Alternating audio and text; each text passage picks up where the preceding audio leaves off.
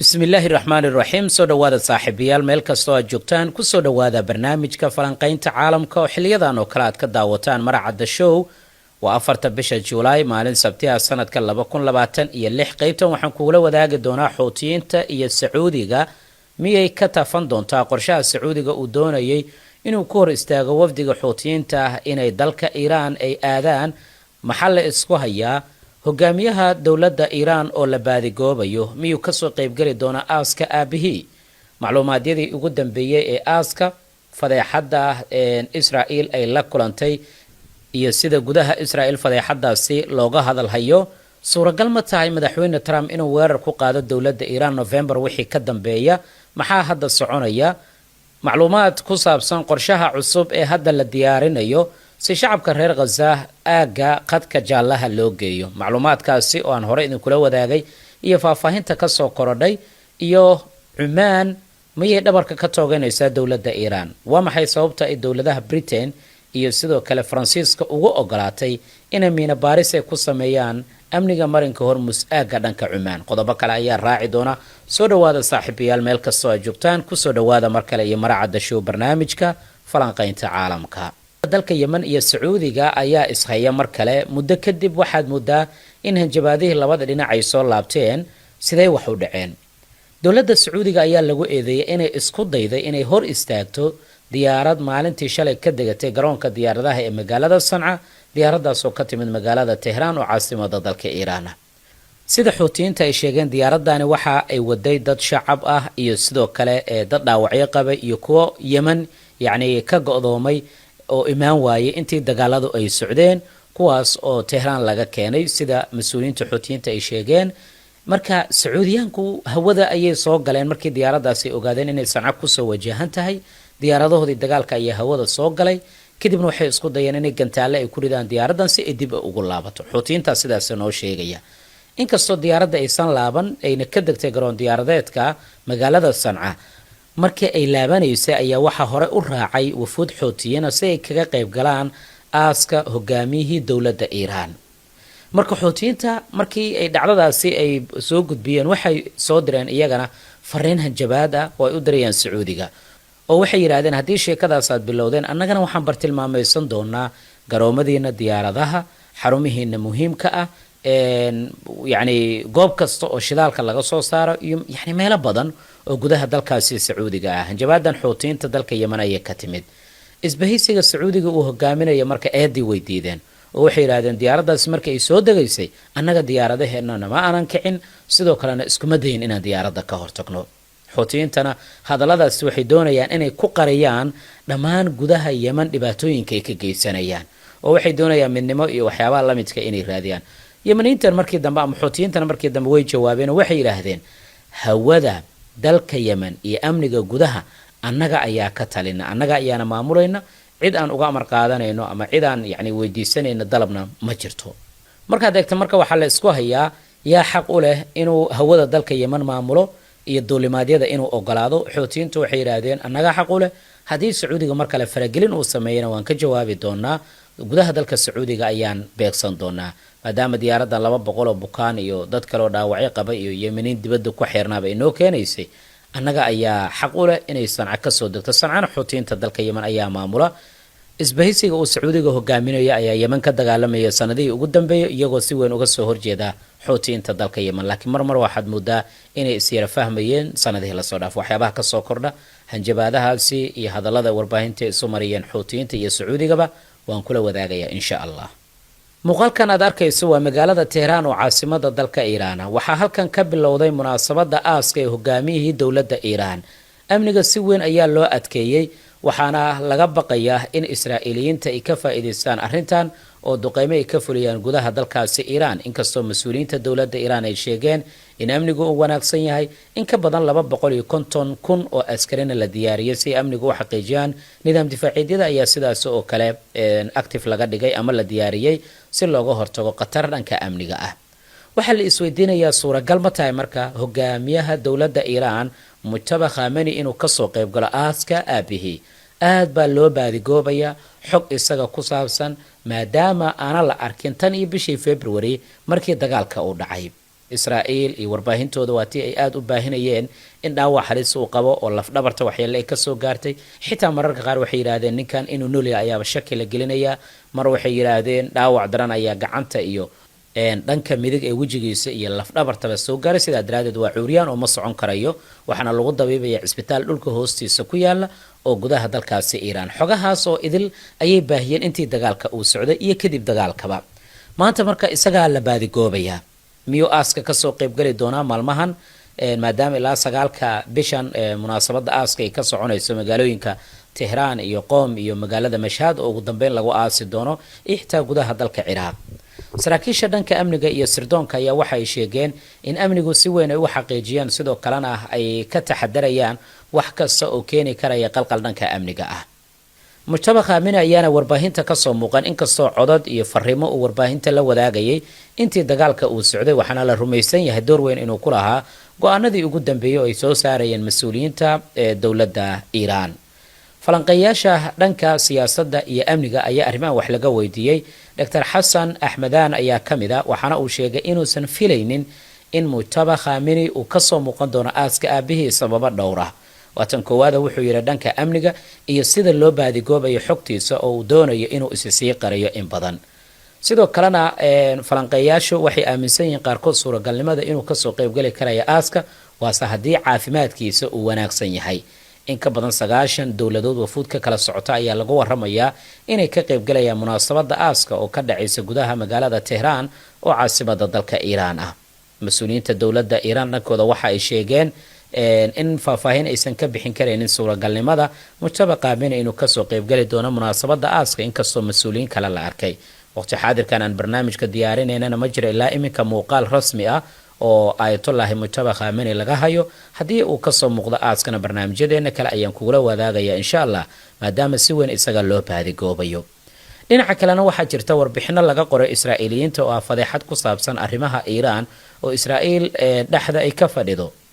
fadeexadaasi inta badan waxay ku saabsan tahay marin habaabinta shacabka iyo guud ahaan caalamka intii dagaalka uu socday waxyaabaha ugu waaweyn ee fadeexadan ay ka kooban tahay waxaa qayb ka ah in israa'iil ay sheegtay xarumaha nuclearka ee dowladda iiraan gebi ahaan la burburiyay intii dagaalka uu socday inkastoo warkaasi been uu noqday sidoo kalena waxaa la sheegay in xafiiska netanyahu uu cadaadi saaray saraakiisha dhanka sirdoonka si ay u saxiixaan warbixin taageeraysa sheegashadaasi balse ay diideen waa fadeexada labaad ee xafiiska netanyahu uu la kulmay inta dagaalka uu socdo sidoo kalena markii ay diideen xubnaha sirdoonka macluumaadkaas waxaa la sheegay in hay-ad kale loo adeegsaday in ay soo saarto warbixin u muuqata mid lagu taageerayo xukuumadda netanyahu uu hogaamiyo sidoo kale israa'iil ayaa ku dhawaaqday in halistii gantaalada dowladda iiraan la baabi'iyey intii dagaalka uu socday halka qiimeyn markii dambe la sameeyey ay si weyn u sheegtay in iiraan gantaaladeeda weli ay haysato 70 ilaa 80 boqolkiiban halistii weli ay jirto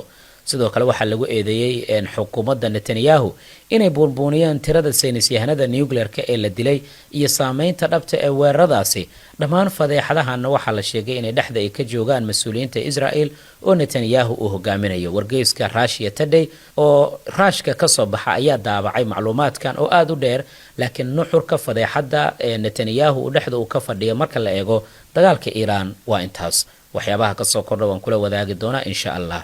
dhinaca kalena danjirihii hore Israa'iil u fadhiyay magaalada Washington oo dalka Mareykanka ah Michael Oren wuxuu sheegay inuu aad uga shakisan yahay in wadaxaajoodida u dhaxeeya Iiraan iyo Mareykanka in ay ku dhamaan doonaan heshiis waara waxyaabaha carqaladeyn karaya ma uusan sheegin laakiin waxa uu yiri waxaa suuragal ah madaxweyne Trump go'aan adag inuu qaato wixii ka dambeeya bisha November go'aankaas oo natiijadiisa ay ku saleysnaan doonto hadba doorashooyinka Congress-ka ee dalkaasi Mareykanka iyo cidda guuleysata waxa uu intaas ku daray in Iiraan si fiican ay u fahamsan tahay xaaladda siyaasadeed ee gudaha dalka Mareykanka isla markaana ay suuragal ay tahay inay qaado tallaabo ciidan oo kor u qaadi karaysa qiimaha shidaalka taas oo dhaawici karta fursadaha xisbiga jamhuuriga ee doorashada sida daraaddeed safiirku waxa uu taagan yahay haddii xisbiga jamhuuriga ay ku guuleystaan doorashooyinka soo socda waxaa suuragal ah madaxweyne Trump inuu heli doono xorriyad siyaasadeed oo ballaaran oo howlgal uu ku fulin karayo ma fariin hadda loo sii diraya mise waa waxyaabaha la isweydiinayo isla markaana uu awood u yeelan doona buu yiri inuu fuliyo siyaasadaha uu doonayo oo ah dagaal in lagu qaado gudaha dalka Iiraan waxaana aad loo hadal hayaa suuragalnimada dagaal dhanka dhulka ah sidoo kale wuxuu yidhi michael oren haddii xisbiga jamhuuriga uu guuldarraysto oo dimuqraadiyiinta ay guulaystaan waxaa ku adkaan doonta madaxweyne trump go-aano kale inuu qaato waana suuragal buu yidhi dhinaca kale in xisbiga dimuqraadiga uu kaga tago dhiiqo islamarkaana dagaalka dib loogu laabto kaas oo aan dhammaadkiisa aan la ogeyn. aragtidaadana la wadaag, suuragal ma tahay november wixii ka dambeeya iiraan dagaal culus in lagu qaado? iyagana iiraaniyiintu hadda way ka faa'iidaysanayaan fursadaha horyaala, dhaqaalo badanna waxay ka sameynayaan shidaalka ay caalamka u iibgeynayaan. macluumaadkan wax walba uu kasoo kordho waan kula wadaagaya insha allah. xafiiska ra-iisul wasaaraha israel benyamin netanyahu ayaa dhinaca kale waxa ay ka jawaabeen eedeyntii loo jeediyey ee ahayd inay doonayeen inay shirqool ay ku dilaan cabaas caraaqji iyo afhayeenka baarlamaanka ee dowladda iiraan maxamed baakir khalibaaf. qoraal ka soo baxay xafiiska netanyahu ayaa gebi ahaanba warkaasi lagu beeniyey, waxaana la yidhi waa been, annagoo ma aanan qorshaynaynin inaan beegsanno mas-uuliyiinta wada hadallada ku matalaya iiraan. warbixin cusub oo soo baxda ayaa waxa ay sheegaysaa in qorshe cusub la diyaarinayo oo la doonayo in lagu bedelo xaaladda hadda ka jirta gudaha magaalada khaza, iyadoo la qorsheynaya qayb ka mid a shacabka magaalada khaza in loo raro aagga loo yaqaana aagga jaallaha. muddo dhowr bilood gudahood ayaana la doonayaa howlgalkaasi in la fuliyo. warbaahinta israel iyo telefishinka aljaziira ayaa soo bandhigaya macluumaadkan, waxaana lagu waramaya in go-aankani la qaatay ama qorshahani la dejiyey kadib kulan ka dhacay magaalada caasimadu ah dalka qubrus ama jasiiradda qubrus, halkaasoo ay ku kulmeen golaha nabadda ee magaalada khaza. toddobaadkii lasoo dhaafay iyo kulankaasi uu dhacay, haddii aad xusuusataanna maalmo ka hor ayaan idinla wadaagay qorshaha barakicinta ah ee la doonayo in lagu sameeyo dadka shacabka ee magaalada khaza.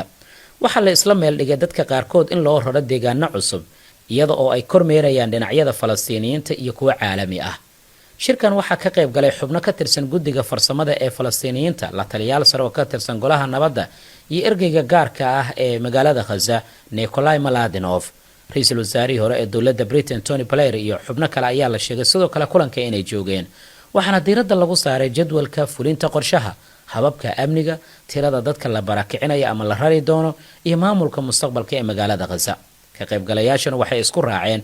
in qorshaha uu sii socdo xitaa haddii hubka dhigidda xogaga iska cabinta uusan dhicin wakhtiga dhow. waxaase isweydiin mudan waayo guddiga farsamada falastiiniyiinta ee arrintaani ka qayb galay. warbixintu waxay sheegaysaa tani inay la jaanqaadayso danaha israel ee uu hogaaminayo netanyahu, oo aaminsan in marka shacabka laga raro meelaha xogaga iska cabinta ay maamulaan taas inay fududayn karayso mustaqbalka howlgal militari oo la doonayo in hubka looga dhigo xogaga iska cabinta.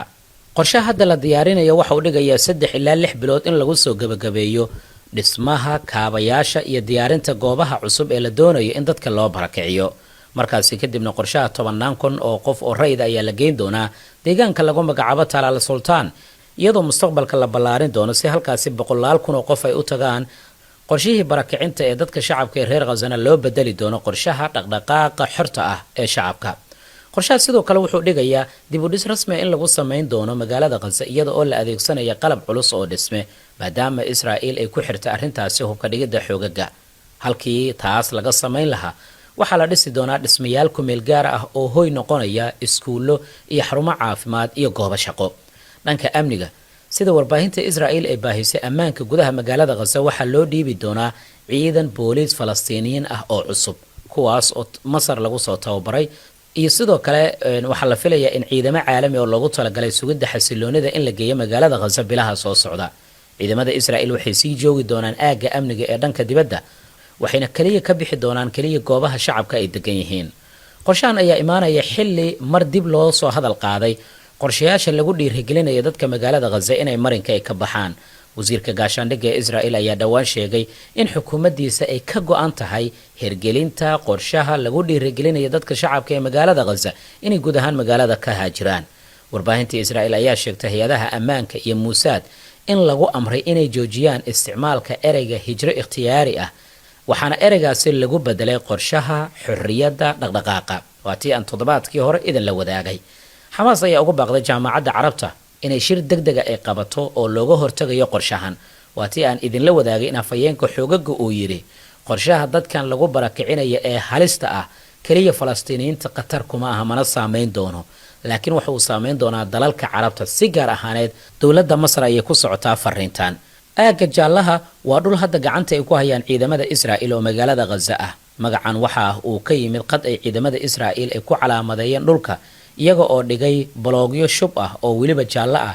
kadib heshiiskii xabajoojinta kaasoo la gaaray bishii Oktoobar 2025. bilowgii qadkaasi wuxuu daboolay ama ay gacanta ay ku dhigeen ciidamada Israa'iil qiyaasii 58% dhulka magaalada Gaza. laakiin hadda waa la bedelay, waa la sii ballaariyay 70% ayayna Israa'iil doonaysaa inay gacanta ay ku dhigto. golaha nabadda ee magaalada Gaza waxaa hogaaminaya Trump. waxaa lagu dhawaaqay 22 January 2026 iyadoo heshiiskaasi lagu siixay magaalada Davos oo Switzerland ah. golahaasi ayaa loo xil saaray isku dubiridka, maalgelinta iyo qorsheynta dib u dhiska iyo horumarinta magaalada Gaza. maalmo ka horna waa tii Mareykanka $1 oo kaliya muddo 99 sano uu ku kireystay dhul ku yaala magaalada Qudus si halkaasi safaaradiisa joogtada uu kaga samaysto.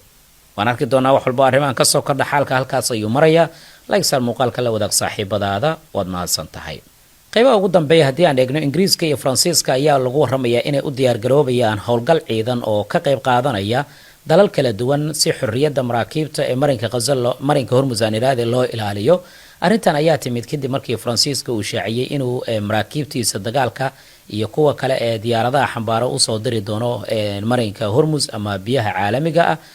waxaana hadda soo baxaya in Ingiriiska, Faransiiska iyo dowlado kale ay doonayaan howlgal miina baarisa inay ka sameeyaan marinka Hormuz aaga dhanka Cumaan. warbaahinta Al Jazeera ayaa baahisay arrintaasi inay dowladda Cumaan ay ogolaatay. Cumaan iyo Iran waa tii ay wada hadlayeen. maxaa keenay inay arrintan hadda Cumaan ogolaato? waa waxyaabaha la isweydiinayo. wax walba oo soo kordho waan kula wadaagi doonaa. like muuqaalka la wadaag saaxiibadaada, waad mahadsan tahay.